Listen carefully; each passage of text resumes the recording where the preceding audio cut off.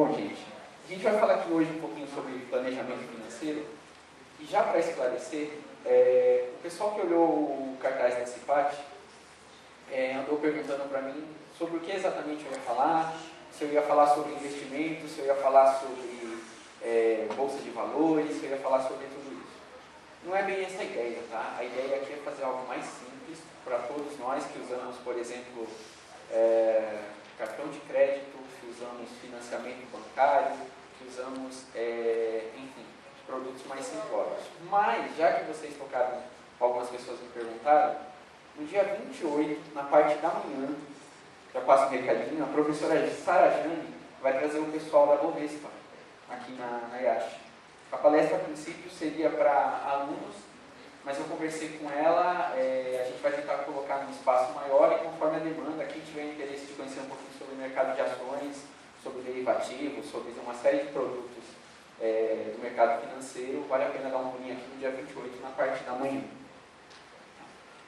Hoje, o que a gente vai comentar é basicamente sobre a necessidade de planejamento, de como que a gente gasta o nosso dinheiro, pegar um pouquinho da ideia de poupança, que não está muito na nossa cultura do brasileiro, de uma forma geral, poupar, e falar um pouquinho também de quanto custa a gente não ter essa poupança, ou seja, comprar praticamente tudo aquilo que a gente consome de maneira financiada.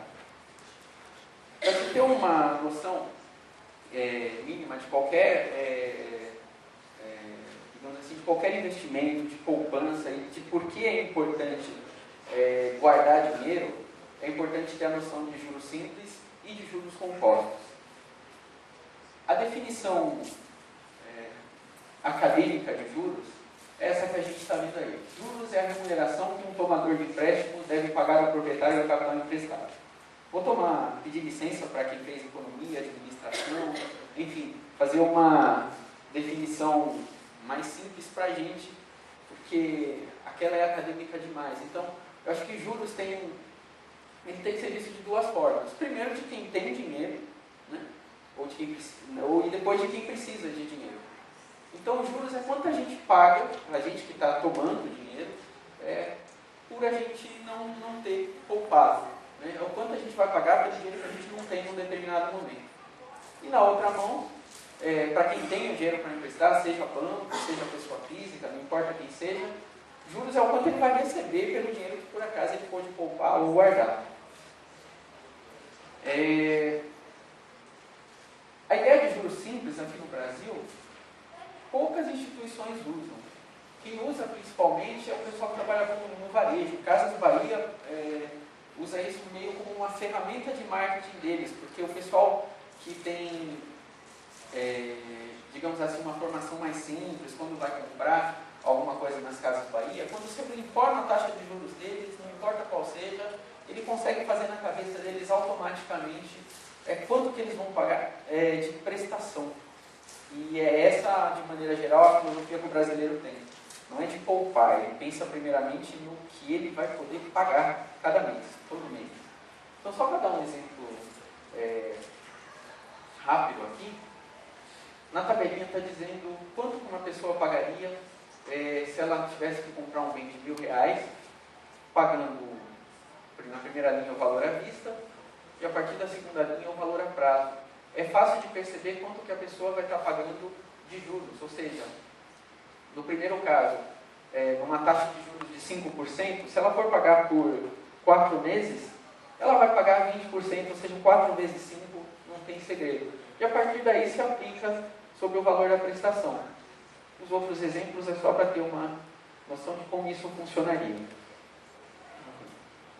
Em juros compostos, que é o que a maioria dos bancos, a maioria das pessoas que têm, pessoas jurídicas, né, que emprestam dinheiro, usa, a coisa já não funciona de maneira tão simples, já não é mais fácil, já não é tão simples, por exemplo, de se calcular de cabeça. A ideia sobre a taxa de juros compostos é que a cada período, em vez de se multiplicar a taxa, ela é elevada, ou seja, ela é exponencial. E é nessa pontinha que a gente acaba se apertando em cartão de crédito, em empréstimo, em praticamente tudo que a gente faz. Só para ter uma noção, 1% ao mês, vocês consideram uma taxa alta ou baixa? Alta? Alguém considera baixa? Baixa, alta? Alta. Tá bom. E se for para pagar? Com certeza, depende da situação. Não. Então a gente vai ver um pouquinho aqui, a noção de alto e baixo é muito relativa, mas dando uma comparada aqui, vamos imaginar que a gente fosse comprar um carro. O pessoal que a gente vê na propaganda da TV, por exemplo, da Renault, se a gente for dar uma olhadinha na TV, é 0,99, né? O pessoal coloca lá a largueira como se fosse uma taxa relativamente baixa. Se fosse para comprar um Viu, né? Que é o carro popular deles, sem entrada, se fosse em 36 vezes, a taxa de juros compostos, né? Porque é dessa forma como eles calculam, pagando R$830 por mês, daria para comprar um Clio e pagar em 3 anos. A questão é que, se você der uma entrada pequena, nunca aquilo que vai ser pago no final do período vai ser só da entrada. No fim, você acaba poupando mais do que aquilo que você já poupou no início, simplesmente que você pagou menos. É essa a noção da taxa de juros. E aqui, sejamos sinceros, não é uma diferença tão grande. É uma diferença relativamente pequena. Mas vamos imaginar que a gente está falando de um bem um pouquinho mais caro, que é uma casa. A taxa de juros que hoje a Caixa, por exemplo, está cobrando é em torno de 8% ao ano, né? Aqui está 1% ao mês, daria mais ou menos 12%. Mas o que vai fazer a diferença no fim das contas não é só o valor pelo qual a gente está pedindo dinheiro. É o prazo também. E nesse caso, enquanto, por exemplo, no caso do carro, para um período pequeno, você paga relativamente pouco por essa taxa de juros, no exemplo aí que a gente está usando, para a mesma taxa de 1%, num período longo, uma casa que sairia por 200 mil, está saindo. Se você, a segunda tabela, segundo o cálculo, é numa proporção, né? Já que a gente deu 5 mil no caso do carro, estamos dando aí 20% também em relação à casa. No entanto, no final de um período longo, daria para comprar, em um dos casos, praticamente 3 casas, e no segundo caso, praticamente um pouquinho mais, daria para comprar 4 casas, né? Então a noção de poucos juros, ou muitos juros, ou de se é baixo ou se é alto, funciona necessariamente nessa relação de quanto tempo, quanto se precisa, e basicamente sim, enquanto é a taxa.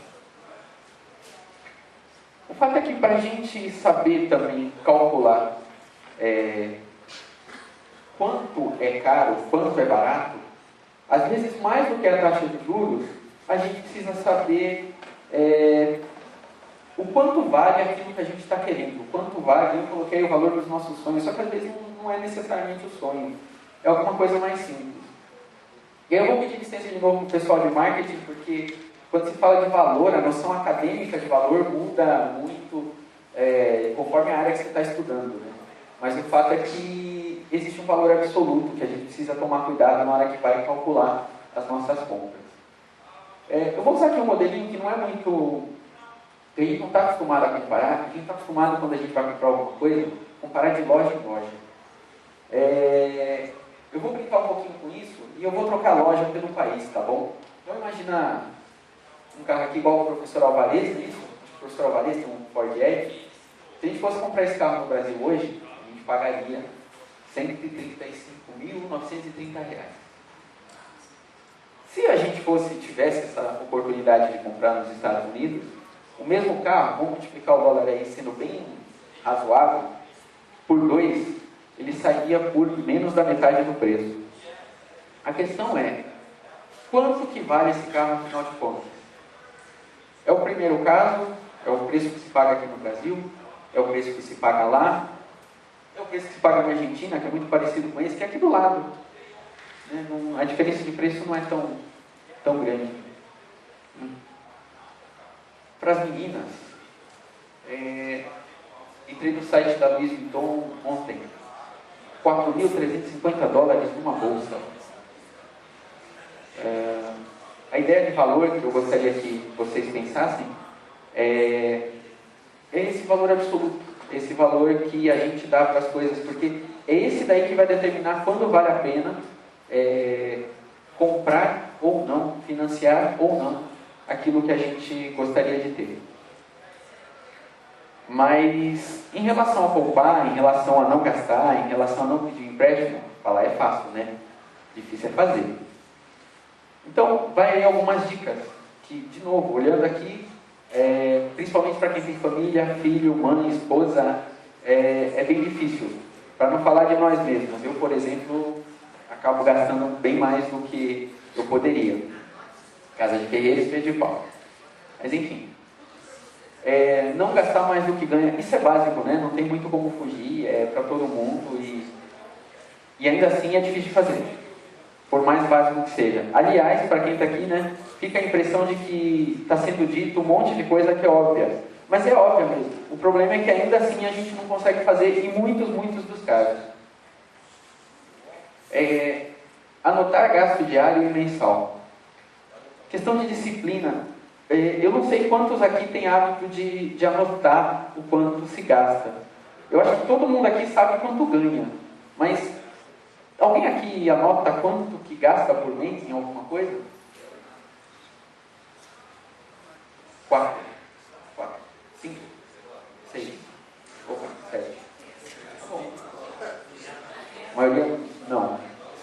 Isso é importante. Empresa está obrigada por lei a anotar.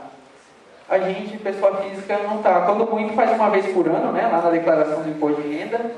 E a maioria de nós nem no imposto de renda. A maioria manda fazer, manda o contador fazer. A ideia de anotar leva automaticamente ao terceiro caso, que é importante a gente identificar onde estão os nossos gastos fixos, onde estão os variáveis, onde estão aqueles que acontecem uma vez na vida, uma vez por mês, não importa, e aquilo que é adicional. Porque é só a partir daí que a gente vai saber onde é que a gente pode poupar, né? E a ideia de poupar, quando a gente está morando numa casa, por exemplo, minha casa são 5 irmãos, mãe e pai, não funciona se for sozinho. A gente gasta de maneira compartilhada, assim como a gente ganha de maneira compartilhada. Então a ideia de se fazer planejamento financeiro não funciona de maneira individual se você mora com mais gente.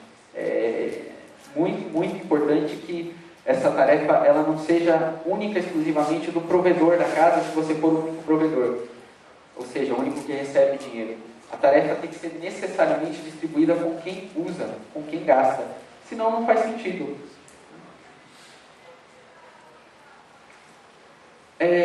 Ser seletivo, pesquisar preço e pedir desconto. Isso é outro elemento que eu acho que é até cultural. A gente não está muito acostumado. Pesquisar preço eu acho que a gente até que faz bastante.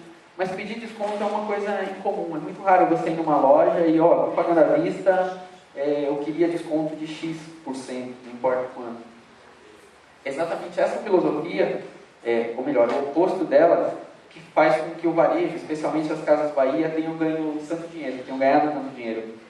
Porque lá você não pode comprar, se você for comprar, por exemplo, nessa loja à vista, eles não te dão desconto. Só que de maneira geral, isso todos vocês sabem, o preço do juro já está embutido lá. E a ideia deles é exatamente estimular com que a gente compre a prazo. Porque o que eles ganham não é necessariamente no valor do produto. No caso das Casas Bahia, e muita gente no varejo, é dos juros. É isso que vai fazer com que eles realmente ganhem dinheiro.